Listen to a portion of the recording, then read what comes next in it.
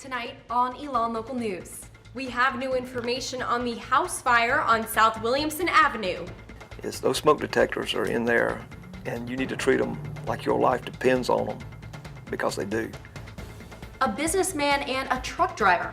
We talked to the two Democratic congressional candidates from this district. And one teacher who is making a difference in and outside the classroom. All that and more, ELLIS Local News starts right now.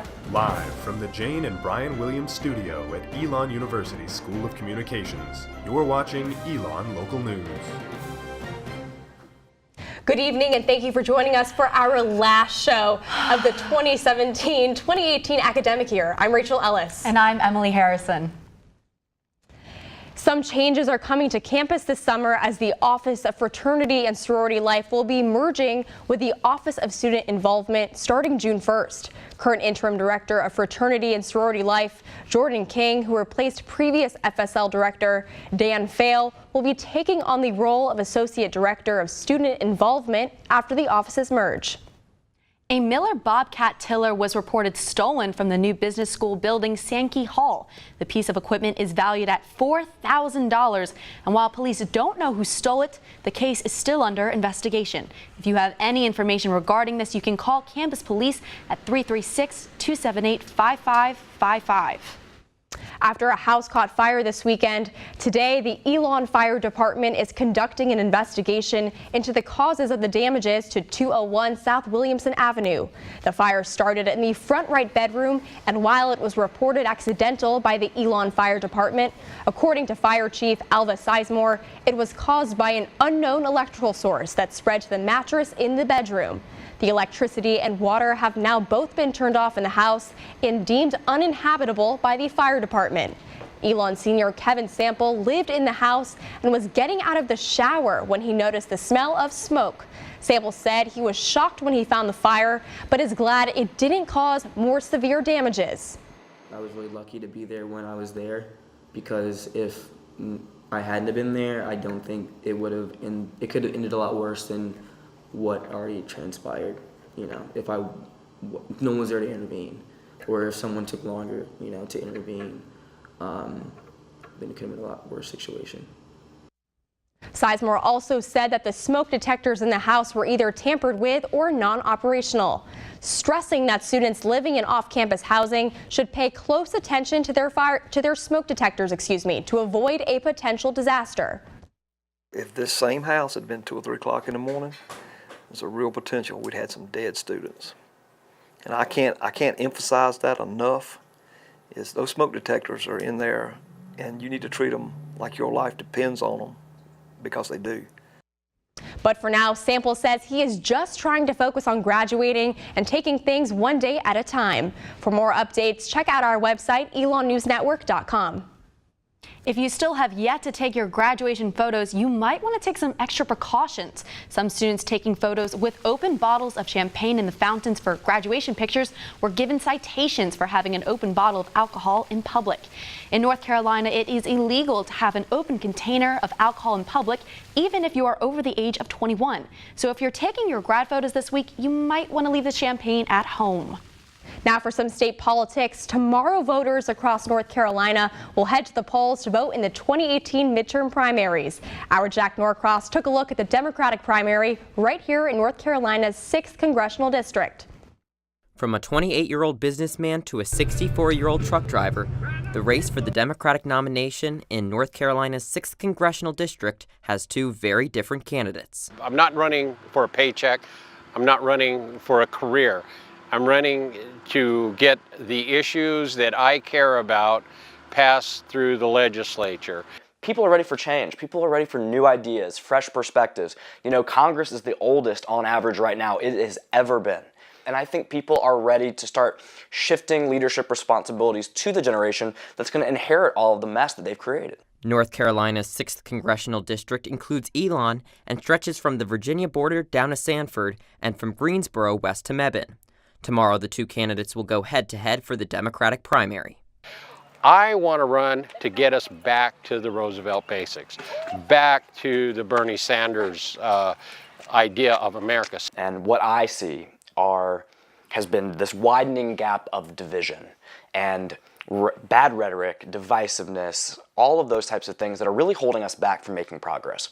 The winner of this election will face Republican incumbent Mark Walker in the November general election, someone who both Watts and Wong have concerns about. The other challenge is that Mark Walker is backed by huge super PACs and has all sorts of corporate special interest money. We have to pay more whenever he votes because he's giving more and more to the corporations and the wealthy. Anytime you see tweets from Mark Walker, he's at an ELLIS event, he's shaking hands, it was great to meet these people. That's what you call ear candy and eye candy. And after months of campaigning, the road will end for one of these candidates and just begin for the other. Jack Norcross, Elon Local News. If you are registered to vote in the 6th District, both polls are open tomorrow at 6:30 a.m., staying open until 7:30 p.m. As of today, there have been 6 winter term 2019 Study Abroad and Study USA programs that have been canceled. At least 50% of the programs were canceled due to a lack of interest in the programs, resulting in low enrollment. Study Abroad Director Rhonda Waller says the other programs were canceled for a variety of circumstances. Some trips were even canceled due to health and safety reasons. Sometimes we're looking at health and safety. So in the past we have canceled programs because we just didn't feel sure that the circumstances were stable enough to put together all of these resources and have everyone planning their fall course schedules. Waller says the well-being of the students and faculty in the program are always the Global Education Center's #1 priority. If a condition abroad deteriorates to the point that we don't feel that it's safe for students to be there, we'll cancel that on the day you fly, we'll cancel that on the day a program arrives. So there's really no date. For those students whose trip got canceled, the Global Education Center is looking to bring back some of the canceled programs for the 2020 winter term on a case-by-case basis. And if you're sticking around for grad week or over the summer, the hours of many campus buildings will be different. The library is open 24 hours through the last day of finals. Then it's open until 8 a.m. until 11 p.m. on weekdays during grad week and the summer months. Meal plans end on Wednesday, May 16th after breakfast. And after that, most on-campus dining locations will close. According to Aramark's marketing manager, Evan Langston, Acorn Sandwich Shop will remain open in the mornings and Lakeside Dining Hall will stay open during the athletic summer camps. And if you're looking for some food during graduation week, restaurants in downtown Elon, Pandora's, The Root, and Tangent are all operating on normal hours. The Mediterranean Deli and the Oak House will also operate on a normal schedule. The Mosley Center is operating until graduation day. Then over the summer, it will be open on weekdays from 7:30 a.m. until 5 o'clock p.m. The Mail Center will continue with normal weekday hours all summer long, opening at 8:30 a.m. and ending at 5 p.m., but will be closed on the weekends. The Student Professional Development Center, including satellite offices for businesses and communications, students will also be open all summer long. During graduation week, campus gym facilities Corey Gym will be open Monday and Tuesday from 8 a.m. to 6 p.m. and Wednesday through Friday from 11 a.m. to 7 p.m. The gym won't be open graduation weekend and has yet to release summer operational hours. This list with added details is on our website, elonnewsnetwork.com. Coming up, one teacher who is using nature as a teaching tool. And it was a beautiful day today, but my allergies were getting to me. I have your pollen count and the temperatures for the rest of the week coming up. You're watching Elon Local News. From big screens across the country to right here in Turner Theater, Elon is one of only a handful of schools to screen the movie Black Panther before being released on DVD and other online streaming services. The Student Union Board estimates more than 460 students showed up to see the movie.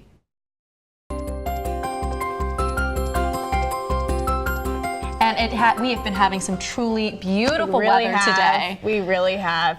And our Jackie Pascal is live under the oaks for the final time. Oh, don't say it. Jackie, what's the weather looking like this week? Hopefully beautiful for your last few days at Elon. Thanks, Rachel and Emily. Yeah, we're looking at a beautiful week ahead here at Elon. I hope you enjoyed some of the sunshine today. High was 77 today, but it felt a little bit warmer with that humidity. But there was some clouds today, but which might go away later this week. So let's take a look at your Phoenix 5-day forecast because the temperatures, they're going up. All right, so tomorrow it's only a degree warmer, but the clouds are going away, so you'll feel the heat more. Wednesday and Thursday, we're going to start dipping into the 80s. Wednesday, 81, but lots of sun, and then Thursday, partly cloudy, but we're going to get up to 87 on Thursday, so you're still going to feel the heat even if you're in the shade. And then Friday and Saturday, we're really going to start seeing the high temperatures. Friday, 88, Saturday, 91, really, really high. Humidity is also going to stay in the 50% range, same as it was today, but at night it's actually going to go up to the 70s. So even though those temperatures are going to be dropping down to the 60s and 50s, like we see in North Carolina, you know, the 20-degree difference, the humidity is actually going to be going up, as well as the pollen count. So pollen for grass and tree pollen, it's going to be really, really high. It's actually at the very high level in North Carolina all week long. So if your allergies are really bad, probably stay inside for your studies. Back to you guys on the desk. Thanks, Jackie. Hopefully the weather will stay this night as well as we all get ready for either moving out or graduating for the summer. Make your mark by doing what you love. An independent artist movement is encouraging local artists to participate in the first ever Love Graham Sidewalk Festival. The event will feature various local artists and vendors, as well as will also have musical guests, live art demos, and food trucks. Elon Jr. and event student coordinator Blaine Williamson says the festival is attempting to unify and celebrate the community. Honestly, if one person shows up and has a good time, I'll be happy. I hope it's more than that, but I think if one person feels celebrated and we get to get people in the same place and make connections happen and have people collaborating and enjoying each other's company just for the sake of it, I would consider it a success. The Sidewalk Festival is on Saturday, May 19th from 12 to 6 p.m. and Sunday, May 20th from 12 to 3 p.m. If you're interested in setting up a table or performing at the event, email iam.amae.art@gmail.com. Well, if you're heading home for summer, you might be worried about gas prices. Our Brian Ray is live in studio to let you know where to fill up your tank without emptying your wallet. Brian. Thanks, Emily. While you may be busy studying for finals, don't forget to start thinking about packing up. Between renting a storage unit and buying boxes to pack, moving out can quickly add up. And for those students driving home, filling up your gas tanks before hitting the road only adds to that. If you're heading north, the cheapest gas price is right here in Elon with an average price at $2.64. And looking at states both up and down the East Coast, the average price sits at around $2.70. You'll find gas will be most expensive up in Pennsylvania with an average of $3 a gallon. So if you're heading north, be sure to stop right here in North Carolina or Virginia to get the lowest price. And if you're heading south, South Carolina is your best bet for cheap gas. The average price is $2.54 and only gets more expensive as you keep heading south into Florida. And when those long days on the beach are over and it's time to head back to Elon, the average gas price for August 2018 is projected to be $2.62, a little bit cheaper than right now. Emily and Rachel, back to you. Thanks, Brian. I'll keep that in mind as I start heading home. As the 2017-2018 school year concludes, the first year of the new environmental education minor, our Megan Gittleman spoke with the professor who kickstarted the program about how he's impacting a greater impact in Alamance County. You're going to have a nature name for today. So think of a bird, a tree, a plant. I did not like spending all day inside.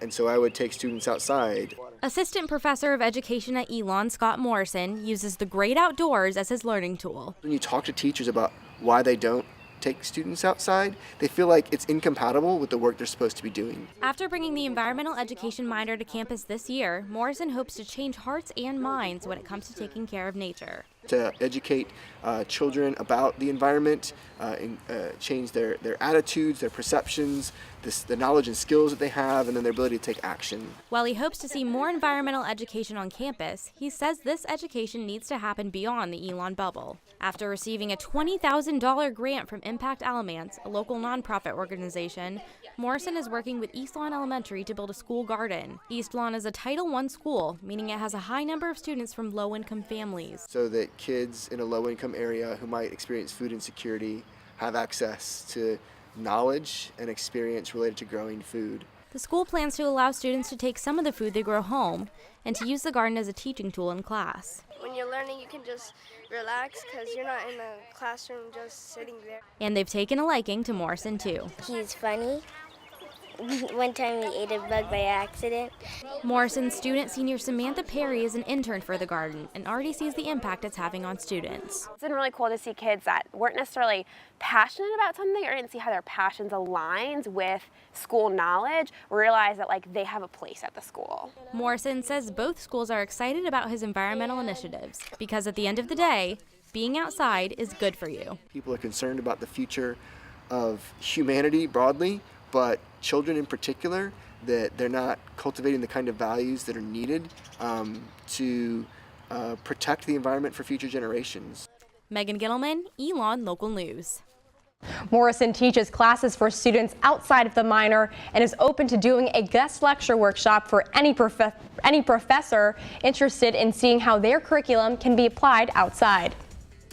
And after the break, I'm here live in the studio for your last Phoenix Sports Update. And later, I have a few of the stories that are coming out in our final edition of The Pendulum.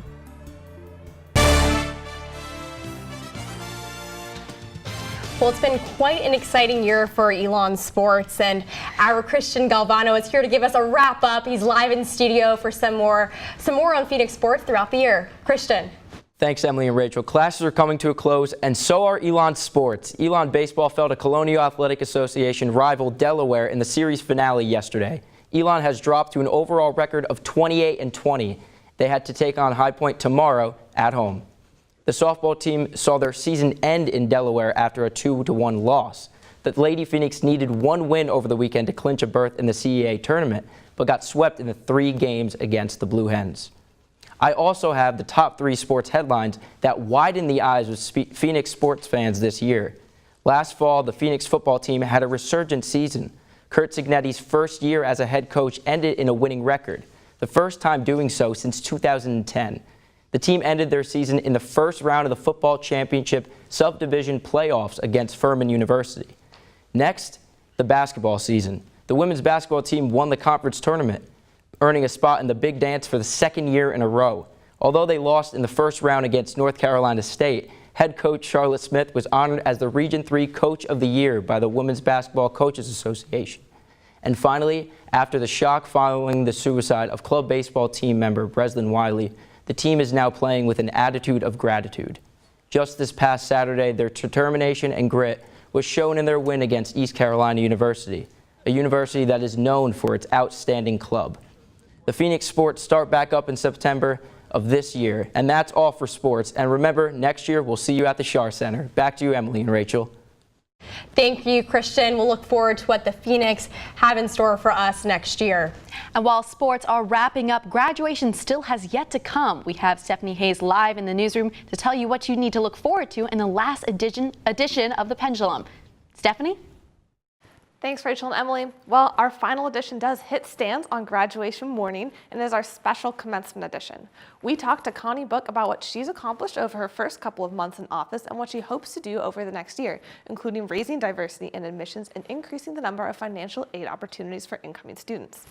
And if you're wondering just how much time and effort goes into setting up the stage and getting the food ready for graduation, I talked to Aramark Catering and Physical Plant about the steps and timeline that they go through to make sure everything is picture perfect when the seniors walk across the stage. And finally, we also recap our top 10 stories and photos of the year, including a profile on a Burlington DACA recipient, an article about Republicans in the classroom, and what the School of Education taught its student teachers about gun control and student safety. Those are just a few of the articles we have in the upcoming commencement edition. Make sure to pick it up bright and early on May 19th. Thanks so much, and back to you all in the studio. Stephanie, the commencement edition of The Pendulum will be in the stands on Saturday, May 19th. And when we come back, we'll have ENN's graduating seniors live in studio for one last goodbye. You're watching ELLIS Local News. From ELLIS Local News to the merge to ELLIS News Network, us seniors have been through it all. We have our faculty advisor, Richard Landsberg, here with the graduating seniors. Take it away, Rich. It's great to be with all of you. It's wonderful to see these seniors. For all of you seniors out there who are graduating this year, congratulations. To everyone else, good luck with your finals. But the most important thing is we're going to take a few minutes to be a little bit self-indulgent here and talk about some of our seniors, some of the people that I've had the great pleasure of working with for the last 4 years, with many of them. And I just want to call them out each by name. Jackie Pascal, who is here, who is our executive director of ENN. We have Perry Eliadurani is not here with us, but is our longtime anchor and a graduating senior as well. Brooke with it. Where is Brooke? There you are. Miles Garrett, who is sitting here, sports guy, obviously. So you can see that. Paul LeBlanc, who is our ELN news director. Paul, you're we got Lauren Duncan, who has directed so many of the shows. You never see her, or rarely see her on, but she's directed so many of our shows, and any show that's gone well, it has been because of Lauren. Anyone that's gone poorly, it's somebody else back. Caroline Hartshorn, who is responsible for the morning show and has done some air work and also behind the scenes. Emily Harrison, you see all the time. Elizabeth Bilka, where is Elizabeth? You rarely see her. She is rarely on air, though you did the weather the other day. I did. And a fine job you did as well. Thank you. And Elizabeth has been a producer here for the 4 years and a great future ahead of her, too. Michelle Klein is not with us, but you've seen a lot. And Stephanie Hayes, where's Steph? There she is. Who is a double threat as the design editor of The Pendulum and also at ELN, where she does weather, and most recently has done our little hit from our newsroom. These are wonderful people with great futures ahead of them. Look at them. Know their names, because you'll be seeing them on television or seeing their bylines and seeing a lot of them in the future. I love all of you. Group hug, everybody. Oh my God. I can't. Thank you to Rich, and thank you to all of our seniors for the work that you've done. It's truly been an incredible ride with all of you. And that's all we have for you tonight. Thank you for joining us. For all the news you need to know when we're off the air, make sure to check out our website, elonnewsnetwork.com, and be sure to like us on Facebook and follow us on Twitter, Instagram, and Snapchat at Elon News Network. And for the last time for this academic year, have a great night, Elon.